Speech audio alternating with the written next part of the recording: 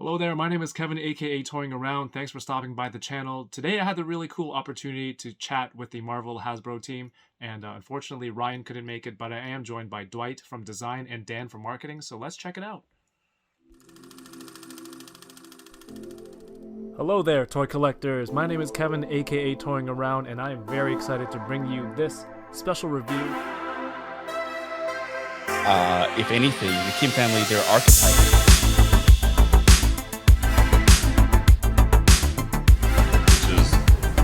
Sad, but not always a bad thing. I'm okay, I have one. Do you see all the name? Let's try them. Let's still try.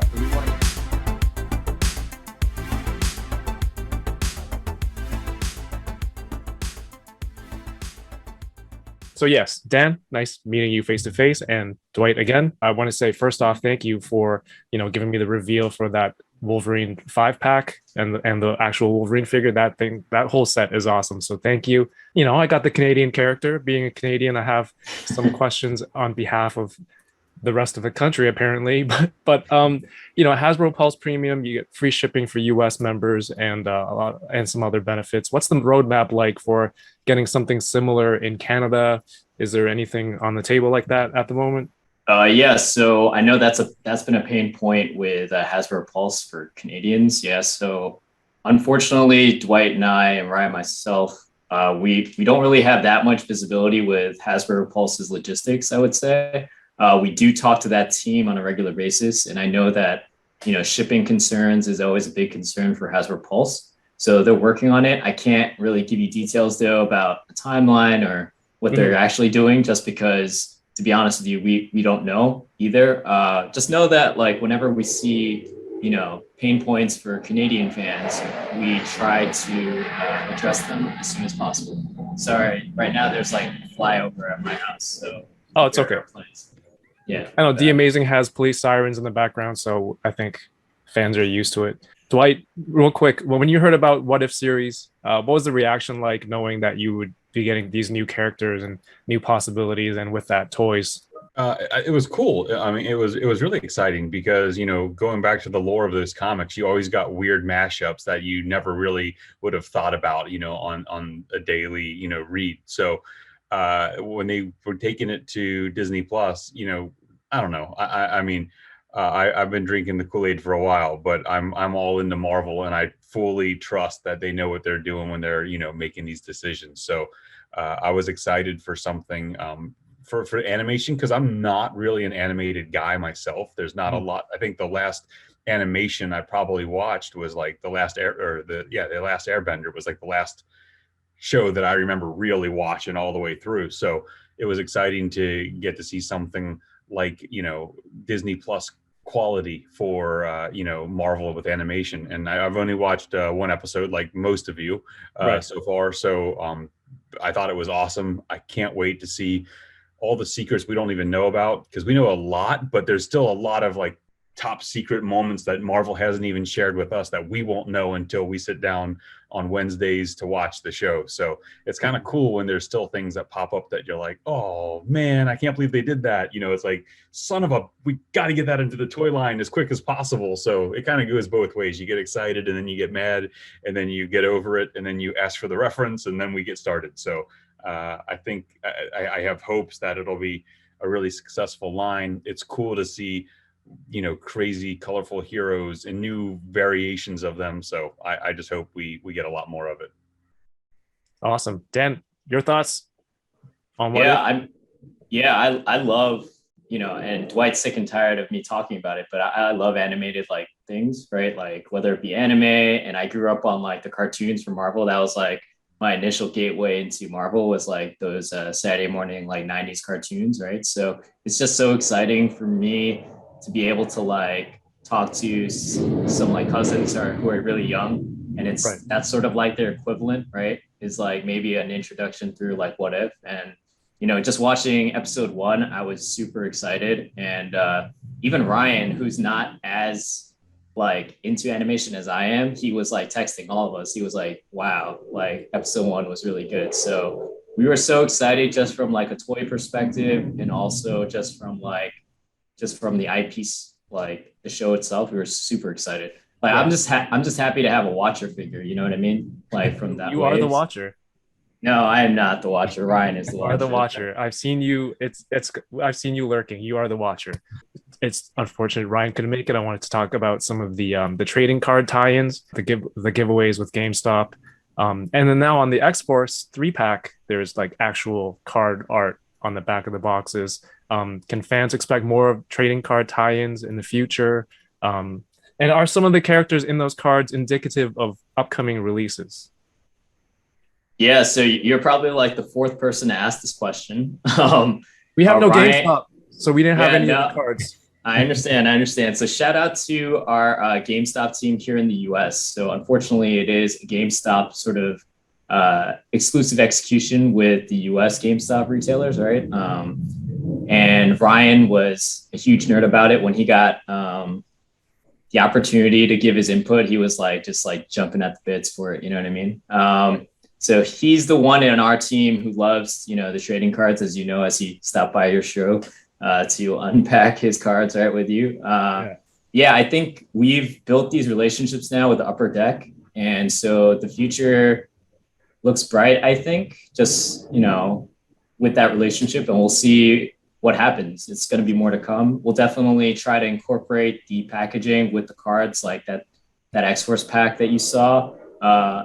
For future things, if it's the right opportunity. So it's all based on the opportunity there. If you read the fine print of what the cards come with, they are not indicative of, the characters to come in Legends, but who knows? There might be some coincidences like later on. Dwight, anything about the cards that I missed that Ryan would have wanted to talk about? I didn't even know about the card program till today when you guys started talking about it on the last couple rounds of interviews. So I know nothing. I know nothing. I see nothing. I am the anti-watcher. I am the basement dweller. I get too focused on the figures, and Dan and Ryan are left to run amok on their amazing marketing angles. So I got to admit, I'm learning about this every interview session myself. I just sit here like, ooh, tell me more, because I don't know what you're talking about. Hey, we all have our roles. Dwight some cards. Right? Get him a few packs. Let's get him a few packs. Yeah, we'll definitely get Dwight some packs, and the only reason why he doesn't know is because Dwight, honestly, he's one of the hardest workers. Him and our engineer, they're probably one of the hardest workers on our team. And honestly, he puts so much effort into the product line himself.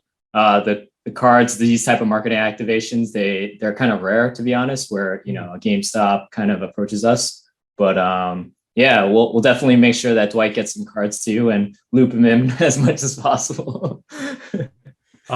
Speaking of like box art, for me, I want to unbox everything, but it's so hard to let go of this amazing work. Is there any way to save box art for people who open figures? A lot of time and effort is put in, packaging, artists who put in the work. And it's a real shame to have to recycle some of this stuff. Maybe like a QR code that takes you to a site to download your stuff, or some sort of art book. That's a really cool idea. I know like the last one that I can recall, Dan, please correct me if I'm wrong, but you guys showed on the Pulse the AOA art, right? I believe that was teased out there, because Ben and his team do an amazing job, either finding old pieces of art from the comic books or commissioning brand new pieces of art with lots of different amazingly talented artists to create for the packaging execution. So I agree with you. I think something like that would be amazing. I would love to see like an art book for Legends one day down the line, or maybe that's something that we can flag to the Pulse and try to get more of those pieces of art posted up there somewhere, because I think that's absolutely wonderful, because I think most of us fell in love with Marvel. Well, those of us who predate the MCU fell in love with Marvel because of the amazing art in the comic books, right? And that's definitely a piece that is tied into the packaging for the amazing figures we do nowadays. So I think that's an amazing idea. Yeah, that's actually something that Ryan and I have been trying to work with the Pulse. It hasn't really come into fruition yet, and there's a lot of moving pieces and a a lot of other business stuff that have to encompass that. But Right. yeah, that's definitely something that, we love the packaging artwork. Shout out to Ben and his team again, working with all these artists, right? To me, I love, like you, I feel so guilty if I ever have to throw away the packaging. And yeah, we'll definitely try to find new ways through Hasbro Pulse to make it a reality. Never feel guilty. They're plastic coffins that keep our children imprisoned. They Oh all my God. all packaging needs to be destroyed and opened so that the product inside can be enjoyed. That's my own personal point of view. It may not be popular with those mint on card people like Ryan, but I believe everything needs to be ripped open and enjoyed. Yeah, you see, Dwight is on one spectrum, and Ryan is sort of like the other spectrum. I Like, would love to have that debate with all three of you one day in a lengthier session, hopefully. Yeah, no, Ryan is crazy, man. He did this when he was like a kid too. Like, he would keep everything like in pack. Like, Yeah. for me, when I was a kid, like, I would rip open all the packages. I don't know how he did it, but I didn't keep anything in pack, but on my GI Joes when I was a kid, I did save the backer card. Okay. Because it had that beautiful piece of art and then the file card on the back. So I did keep all of my card backs from GI Joe. That's fair. Speaking of the X-Force 3-pack that I talked about earlier, how do you decide something like that for a shared exclusive with something like Shop Disney? Because it seems like Shop Disney would be like a wider demographic, whereas those characters are, you have to be more than a casual Marvel X-Men fan to really dig those three specific characters. While I'm happy to be getting them, do you consider something more well-known, like a Captain America or a Spider-Man, or maybe a 3-pack like that for a fan channel, something like that? How does that factor in? yeah, so we can't go into the specifics about how a retailer gets some sort of shared exclusive or things of that nature, right? But it's a really keen insight that you honed in on. I guess what you're trying to say is nobody likes Cannonball from casual fans, so I'm sure Cannonball is offended by that, right? No, it's actually like a long process in which we have to talk with multiple retailers about. Sorry again, I don't know why the Air Force is going over my house or something. But yeah, Shop Disney team, us as marketers, our partners at Disney and Marvel, our USM team. Like, there's so many different stakeholders when it comes to character selection and which item goes to what retailer in the end. Mm-hmm. But yeah, that's just a slight glimpse of what it takes. And I'm hoping they're happy with it. I think they are, actually, with the results so far. And yeah, if you haven't gotten that 3-pack, go get it. You'll get Cannonball's legs finally. Cannonball's legs. There's a Lalandra head that was packed in with Mystique. There was the Dirk head with the Shield agent. Are you looking into possibilities for weapons or head swap packs, or are you looking for a spot to fill out those complete characters in future waves? I think definitely we'd love to get to them at some point, but I know that often we come across pieces of Marvel lore that we don't have a home to give you the proper figure, but we know that there's a ton of customizers out there, or people who like to just kind of kit bash and mix and match parts. So the Lalandra head was just kind of a fun little throw in for Mystique, with her being a shapeshifter. We're like, oh well, let's give fans Lalandra, and we did see months later those popping up all over the place, where people were grabbing Silver Sable bodies and mixing and match parts to make their own versions of the characters. So I think that's awesome to allow the fans to have some fun and fill those spaces in the meantime till we get around to them. But yes, I would love to find homes for all of those types of characters. We had a conversation yesterday about Lalandra. So, we're always trying to figure out, where we can find homes for some of those characters or those other pieces of the Marvel universe.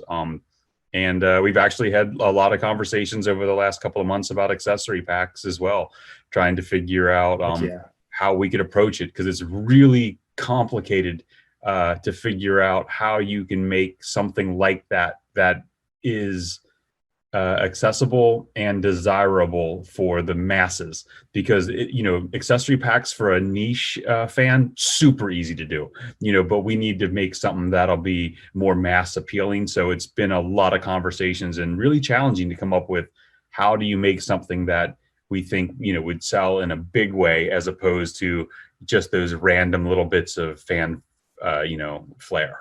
Right.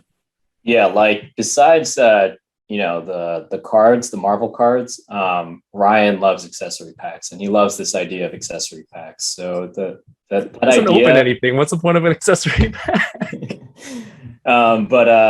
Yeah, I mean, it's something that he wants to continuously drive our team to explore, and just so everyone knows, those type of executions, like Dwight said, it takes a lot of stakeholders to come together to truly execute it in a meaningful way that is for the masses. So we're working on it, but we'll just have to stay tuned and see how it goes. I just wanted to say, like when it comes to like less common characters, or like unpopular ones, this isn't even a question. It's just like, just put them out there, because whoever you think isn't going to like it, there's somebody out there who sees a character and sees it and is like, you know what, this is cool. For me, a whole bunch of stuff, I want to go and picked up some comics from these characters where they're from and got into a lot of new stuff. So thank you for, putting those in, where people want to call them fillers, whatever, like the work is appreciated and it gets me to check more stuff. But the last thing is, Dwight, Dan, which mutant power would you want? And I'm going to give you a side effect of that mutant power that you didn't expect. A mutant power. If you don't have time for it, I'll post it on Instagram, but please tell me your power first, and then I'm going to call it. Yeah, I think if I had to pick one mutant power, I would pick something like Wolverine's, because I like the idea of the healing factor, because I'm always hurting myself and I get angry a lot. So to have the claws to just tear through the things that piss me off would be nice. And it would allow me to live on this planet a lot longer than I normally would. And there's something intriguing to that. To me, it's not immortality, but it does lengthen my stay on this orb, and that would be enticing to me. That's awesome, Dan. Yeah, you're putting me on the spot. I kind of wanted to say Wolverine too, but since Dwight took it, and Dwight is sort of like the Wolverine in our team, I would say he's like, very strong. I would say I would love, my favorite X-Men is Nightcrawler. So I would do, Nightcrawler's power. I would love to teleport, do his thing. All right. Well, the problem is, if you teleport, this is what Kyle told me, you're going to be blue. So that's the downside. It's my favorite color. You can heal as much as you want, Dwight, but your skin is made out of tofu. So while you can heal really fast, like almost everything that happens on a daily basis will hurt you. So you're going to need that mutant healing factor. And that is what I've been doing all week. And I'm glad this timing kind of worked together. I can add that together. Wait. But what's your power then? Or what did you choose? I chose Nightcrawler, and then Kyle said you're going to be blue, and then Kyle chose Magneto, and I said, but you have no control over how fast or how slow you can move things. So metal's going to be either moving really slowly or really fast. You never know. So there's always a downside, and it's a horrendous, torturous game that I've been playing with people. I think that's it for time. Thank you so much, and I would hope to have both of you on unboxing Thursdays in the future or at some point. I would love that. That'd be great, man. Nice seeing you again, and wonderful talking with you. Thank you so much. Peace out, Butter Baron. Peace out. Do I just leave? we all get up and wander away. Just leave the camera on? I like that. See ya. Oh, thank you so much. Peace out, man. Sure thing. Later.